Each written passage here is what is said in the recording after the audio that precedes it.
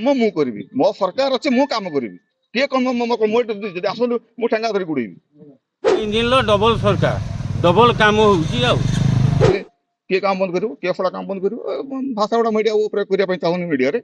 आज जे सरपंच आसी जे school बाबद school शिक्षक नहीं से बाबद किसी आलोचना नहीं से कथा कहू को गोटे इटा धरी आमको आक्रमण कले जाइछन तो आम केंद्र मंत्री शिक्षा मंत्री जाइछन डबल काम करते बेंगल हेले आम ओडिशा ऊपर को चली जीवो। अनंत कुमार मिश्र सिंगला ग्राम्य कमिटी सभापति आज जो जो सिंगला एमई स्कूल परिसर जो सरपंच का आक्रमण घटना कौन जानी शुणु आज्ञा यार प्रथम कथा हूँ विकसित गाँ विकसित ओडिशा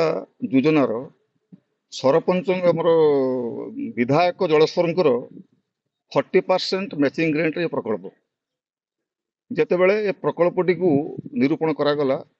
एमएलए सार हेडमिनिस्टर तो कथा होती मु स्पेसिफिक आम गाँ कमिटी तरफ माने वार्ड सदस्य आम को लेकिन आसिकी आम हेडमिनिस्टर तो कथा हलु जे दीदी यहाँ हूँ एमएलए 40% काम होची आउ केटी घरटा करवा दीदी कहले ये करवा भल हम ठीक अच्छे ये करूँ पूरा जोड़ी भल घरटे करेंगे आउ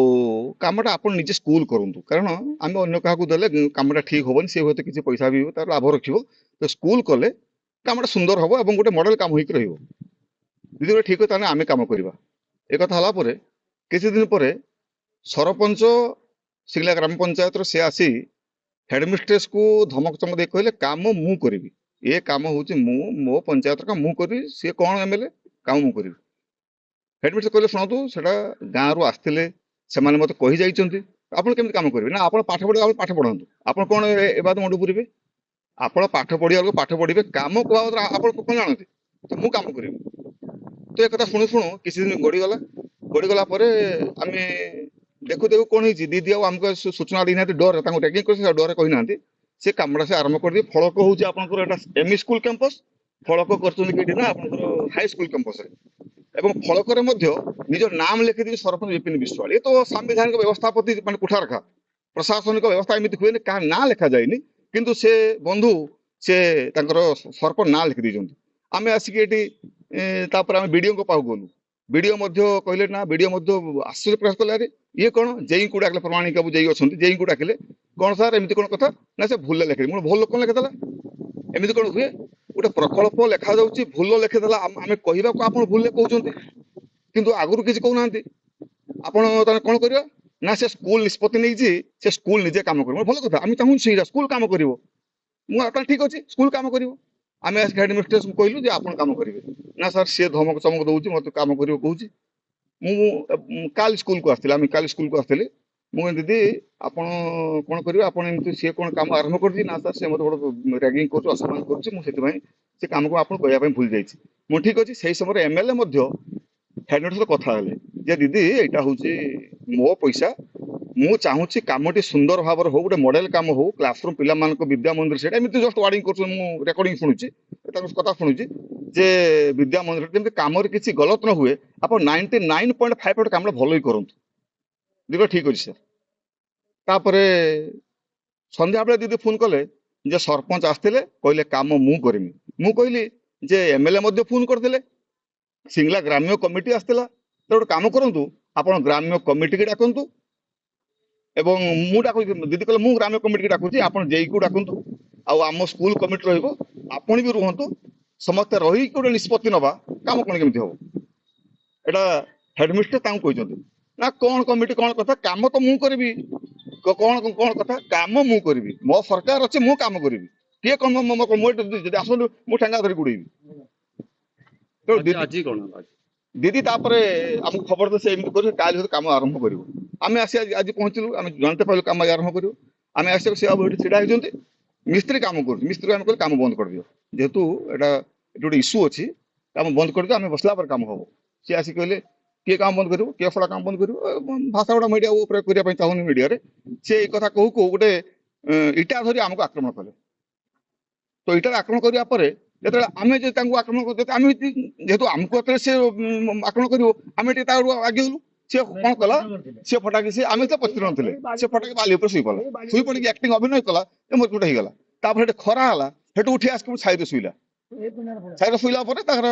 ଗାଡ଼ିକି ମଗିଲେ, ଗାଡ଼ି ତାଙ୍କୁ ଆସିକି ନେଇଗଲା। ଏବଂ ଇଏ ହଉଛି ତାର ବାସ୍ତବ କଥା। ଇଏ ହଉଛି ଏମ୍ପିଙ୍କର ବିକଶିତ ଓଡ଼ିଶାର ଏମ୍ପିର 40% ପଇସା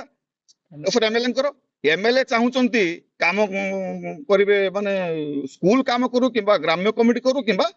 ତାର ସ୍କୁଲ କମିଟି କରୁ, କିନ୍ତୁ ସେ ଜୋର ଜବରଦସ୍ତ ଭାବରେ ଆମର ହେଡମିଷ୍ଟ୍ରେସକୁ ମଧ୍ୟ ସମ୍ମାନ କରି କାମ ସେ ଆରମ୍ଭ କରିଛନ୍ତି। ସେଠି ଗ୍ରାମ୍ୟ କମିଟି ମଧ୍ୟ ଆସି ଏ ବାବଦରେ ସ୍ୱରୋତ୍ତୋଳ କରିଛନ୍ତି। ତାପରେ ଆଜି ହଉଛି ଏଇ ହଉଛି ଅବସ୍ଥା। ହେଇପାରେ କାମ ଆରମ୍ଭ ହେଇଛି। ଦେଖୁଛନ୍ତି ଏଇ ଯୋଉ ଆପଣଙ୍କର ଆମେ ଦେଖୁଛୁ କାମଟା ଯେହେତୁ ଏଟା 2 ତାଲା ବିଲ୍ଡିଂ ହେଇପାରେ, କିନ୍ତୁ ଆମେ ଏତେ କାମ କରିବା ଚିନ୍ତା କରିବା 2-3 ତାଲା କରିବା ପାଇଁ। ଏଟା 5,84,600 ଟଙ୍କାର କାମ। ମୁଁ ଭାବୁଛି ବୋଧେ ଏଟା 15-16 ଫୁଟର କାମ ହେଇଛି ଏବଂ 8 mm ରୋଡରେ ବୋରିଂ ହେଇଛି। ମୁଁ ଯାହା ଶୁଣିବାକୁ ଗଲେ 5 ଫୁଟ ମଧ୍ୟ ବୋରିଂ ହେଇଛି। ସିଏ ସରପଞ୍ଚ ଆଜି ଅଛନ୍ତି, କାଲି ଚାଲିଯିବେ। ଆମ ପିଲାମାନେ ବିପଦଗ୍ରସ୍ତରେ ପାଠ ପଢିବେ। ପୁଣି ଏଟା ଗୋଟେ କ୍ଲାସରୁମ୍, ଏଡିସନାଲ କ୍ଲାସରୁମ୍, କିନ୍ତୁ ଏଟା ଗୋଟେ କଣ ହେଇଛି, ଗୋଟେ ଅଫିସ ରୁମ୍ କିମ୍ବା ଗୋଟେ ଲାଟ୍ରିନ୍ ଭଳିଆ ହେଇଛି। ଦିଦି କହିଛନ୍ତି ଯେ ଏତେ ଛୋଟ ରୁମ୍ କାହିଁ କରୁଛ, ନା ଆପଣଙ୍କର କଣ ଆବଶ୍ୟକ ଅଛି, ମୁଁ ଗୋଟେ ଅଫିସ ସେଠି କରିଦେବି, ଭଲ ଟାଇଲ ଫାଇଲ ପକେଇଦେବି, ସୁନ୍ଦର ଭାବରେ କରିଦେବି, ଆପଣଙ୍କ ପାଟି ଫୁଟାନ୍ତୁନି। ତେଣୁ ସମ୍ପୂର୍ଣ୍ଣ ମାନେ ହେଡମିଷ୍ଟ୍ରେସକୁ ମଧ୍ୟ ସେ ରାଗିଂ କରୁଛି। ସମସ୍ତଙ୍କୁ ଗୋଟେ ମାନେ ମାରପିଟ କରିବା ଏଇ ସବୁ ଭାବରେ ସେ ମାନେ ସିଙ୍ଗଲା ପଞ୍ଚାୟତ ମାନେ ପୁରା ଆତଙ୍କିତ ହୋଇ ସବୁଆଡେ ଏଇ ସମସ୍ୟା ସେ କରୁଛନ୍ତି। ଯାହା ଫଳରେ ସବୁଆଡୁ ସମସ୍ୟା କରିବା ପାଇଁ ସିଙ୍ଗଲାରେ ମଧ୍ୟ ସେ ଆଜି ସମସ୍ୟା କଲେ। ତେଣୁ ପୁଣି ଆମକୁ ମଧ୍ୟ ମରଣାନ୍ତକ ଆକ୍ରମଣ କରୁଛନ୍ତି, ମାନେ ଯୋଉ ଇଟା ଉଠିକି। ତେଣୁ ମୁଁ ଆପଣମାନଙ୍କ ଜରିଆରେ ନିବେଦନ କରିବି, ଏ କାମଟିକୁ ଶୃଙ୍ଖଳିତ ଭାବରେ ହବା ଦରକାର। ଯେମିତି ବିଦ୍ୟା ମନ୍ଦିରର ଗୋଟିଏ ଟଙ୍କା ତୁଷାରପାତ ନ ହଉ, ସଠିକ ଉପାୟ ଅବଲମ୍ବନ କରି ସଠିକ ବ୍ୟକ୍ତି ବିଶେଷ ଆମର ଦାବି ରହିବ ଯେ ସିଙ୍ଗଲା ନୋଡାଲ ଏମଇ ସ୍କୁଲ ଏ କାମଟିକୁ କରୁ, ସୁନ୍ଦର ଭାବରେ ସେ କରନ୍ତୁ। ଏବଂ ତା ପାଇଁ ଯେମିତି ଆମେ ତାକୁ ଯଦି ଆମର ଆବଶ୍ୟକ ଆମେ ତାକୁ ତଦାରଖ କରିବା। ସିଙ୍ଗଲା ଗାଁର କାମ, ତାଙ୍କ କାମ ନୁହେଁ, ଏଇଟା ପଞ୍ଚାୟତ କାମ ନୁହେଁ। ତେଣୁ ସିଏ ଗୋଟେ କୌଣସି କାରଣ ନଥାଇକି ଏ ସମସ୍ୟା କରିବା ଏବଂ ନିଜର ବାହାବା ନୁଆ ଯେ ମୁଁ କାମ କରୁଥିଲି, ମୁଁ ଯାଇଥିଲି କଣ ଚେକିଂ କରିବା ପାଇଁ। ଚେକିଂ କରିବା ଦାୟିତ୍ୱ ହେଲା ଜେଇଙ୍କର, ଏ କାମରେ ଚେକିଂ କରିବା ଦାୟିତ୍ୱ ସରପଞ୍ଚଙ୍କର ନୁହେଁ। ତେଣୁ ଏ ବାବଦରେ ଆପଣମାନଙ୍କ ଜରିଆରେ ମୁଁ ନିବେଦନ କରିବି ଯେ ଏହାର ପୁଙ୍ଖାନୁପୁଙ୍ଖ ତଦନ୍ତ କରି ଦୋଷୀଙ୍କ ବିରୁଦ୍ଧରେ, ଯେହେତୁ ସରପଞ୍ଚ ନିଜେ ଜନପ୍ରତିନିଧି ହୋଇ ଲୋକମାନେ ମରଣାନ୍ତକ ଆକ୍ରମଣ କରିଛନ୍ତି, ତାଙ୍କ ଉପରେ ବିହିତ କାର୍ଯ୍ୟାନୁଷ୍ଠାନ ଗ୍ରହଣ କରାଯାଉ। ଏବଂ ଏ ବିଦ୍ୟା ମନ୍ଦିର ଯେଉଁ ଟଙ୍କାଟି ସାଂସନ ହେଇଛି ବିକଶିତ ଓଡ଼ିଶା ସ୍କିମରୁ ଏମ୍ଏଲ୍ଏଙ୍କ ମାଧ୍ୟମରେ, ଏ କାମଟିକୁ ବିଦ୍ୟାଳୟ ପରିଚାଳନା କମିଟିକୁ ଦିଆଯାଉ। ଏହା ହିଁ ଆମର କଥା ରହିବ।